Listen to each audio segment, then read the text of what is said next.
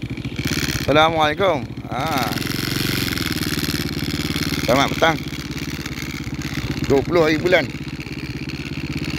10 20 Oktober 2025. 28 Rabiul Akhir 1447 Hijrah, kawan-kawan.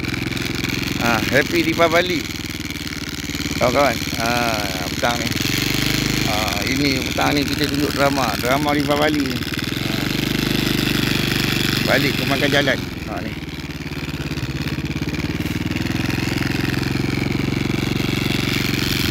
Balik ke makan jalan.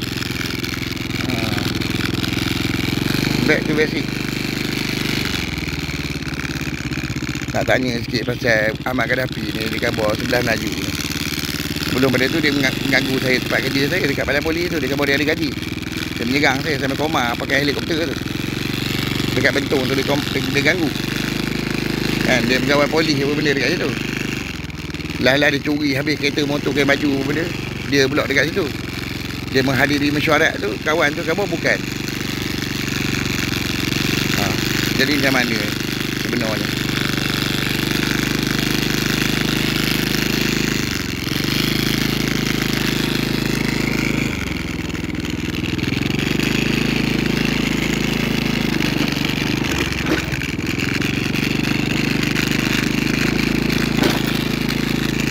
Pasal tumpangan tu dekat camp tu kan. Dekat bos saya ni menipu lah dengan grup tu. Saya semok rekod dia orang yang ada dekat situ. Kebanyak dia kan dia orang ni tak ada pernah basic pun kan. Ada kejadian tu kan. Ada kebanyakan dia orang tu pun tak ada gaji. Gaji pun mengharapkan apa benda. Tak tahulah macam mana sistem gaji dia orang tu. Sampai gaji saya pun kena Allah dengan dia orang ni. Boleh dapat maklumat tak daripada unit gaji? Yang unit gaji akan tentera 2 orang perempuan tu. Lepas pada tu saya tengok dia orang tu ada dekat ni. Dekat satu syarikat. Dekat Alustar. Syarikat skamer ni. Yang menipu apa benda, barang-barang saya jual nasi lemak apa benda, nasi dekat Kedah tu.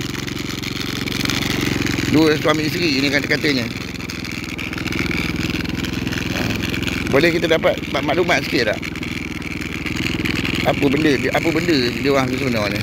Polis. Okey. Jadi dekat kandang ni. Dekat sini. Alhamdulillah, dia orang pun dah balik dah. Happy Deepavali, kawan-kawan.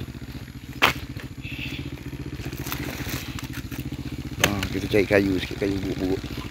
Okey, kita jumpa lagi next video insyaAllah.